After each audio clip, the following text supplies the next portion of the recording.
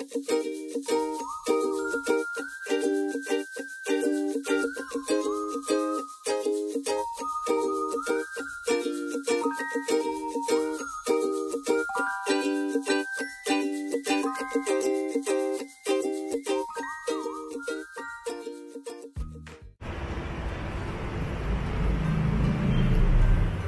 don't tend to venture far these days, especially if we have the taste for Japanese or Korean, because in our neighborhood there are tons and tons of Japanese and Korean restaurants. I believe in this little corner of Kuala Lumpur, we have the highest concentration of Japanese and Korean restaurants in the whole city. Hey you, and welcome to my YouTube channel. And this evening, well, it's still very bright, but we are heading off to dinner. Well, this evening we have the taste for yakiniku, or rather Gobble Guzzle Jr. wanted something Japanese, and I wasn't thinking about sushi, so we concluded that a yakiniku will be a good alternative, but we are a bit early. The restaurant opens at 6 and we still have a little bit of time to kill, and we ended up here.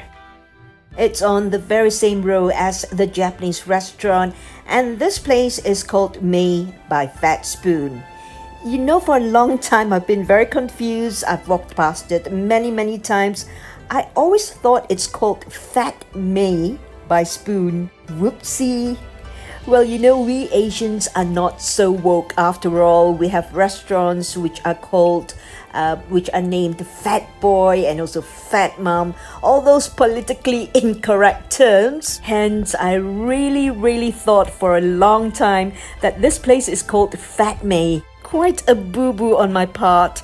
But anyway, I had a smoothie, a coconut lychee smoothie here in May by Fat Spoon, and it's absolutely yummy.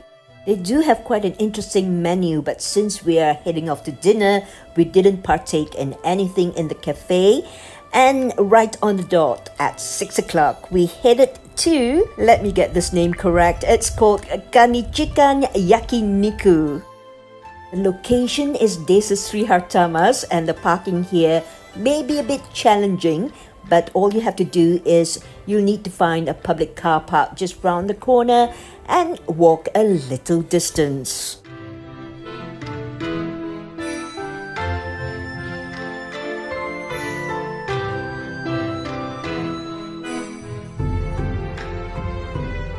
Wow, it looks as if that we are not the first one to step through the doors at 6 o'clock or thereabouts. I think it's 5 minutes past 6. There are already people seated at their tables. And here we are at KANNICHIKAN Yakiniku, or short form we can call it KNK. When you go for a Japanese barbecue, especially a proper yakiniku, they don't only serve the conventional cuts like sirloin and ribeye. They have a multitude of different cuts that gives you different flavors and textures to the meat, like the atsukiri and also the oyster blade and lots more. Sounds a bit like Baskin Robbins with 31 different flavors. Sorry for veering off the path there. Anyway, in KANNICHIKAN Yakiniku, they serve both the Japanese Wagyu and also the Australian Wagyu. And what you opt to put on the table, I guess it depends on how thick your wallet is.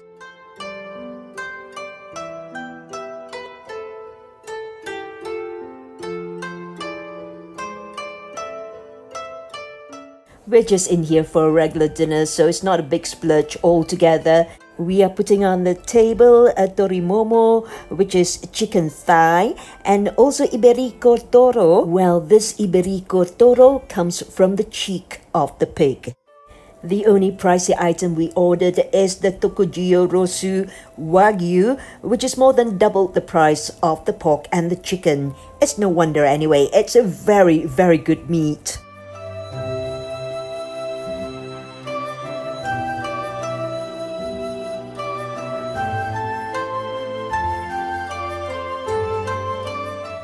The style of dining of the Japanese yakiniku is very similar to the Korean gokikui. And that means you have to roll up your sleeves and cook it yourself. I hazard a guess that the subtle difference between a Japanese and a Korean barbecue is in the signature marinade which they use. You may find that if you go to a Korean restaurant and you have a Korean kokukui, the meat is actually very well seasoned and marinated. I'm very careful with my chicken normally. I like it to be really well done, almost char-grilled. But if you're having very good cuts of beef, well, you're not supposed to overcook it. Just, I guess, a minute or two on either side will do. The Japanese yakiniku stresses a lot on the texture and the flavor of the meat. If you get to go to a super posh yakiniku restaurant, they actually are obliged to change the grill for you after different parts or different cuts of the meat so that it doesn't contaminate the flavor when you grill one meat and then you move on to the other. Hey, we're not posh kids, so it doesn't matter to us using the same grill. It's okay. Malam ni kita pakai hentam aja atas grill yang sama. Kannichikan Yakiniku is highly rated as one of the best, if not the best yakiniku in this part of the city, and I do agree with the consensus of them all. Tonight has been a refreshing change from our usual palette for Japanese sushi. And anyway, I hope that you've enjoyed this very quick recce of Kannichikan Yakiniku in Desa Sri Hartamas. In my upcoming vlogs, I will take you to London and explore some of the food markets that you may find some very unusual ones also. In the meantime, I'm Gobble Guzzle signing off for now. Thank you so much for dropping by, and I'll talk to you again real soon. We'll go on another foodie jaunt. In life, always be kind and spread the message of peace. Jumpa lagi. Bye.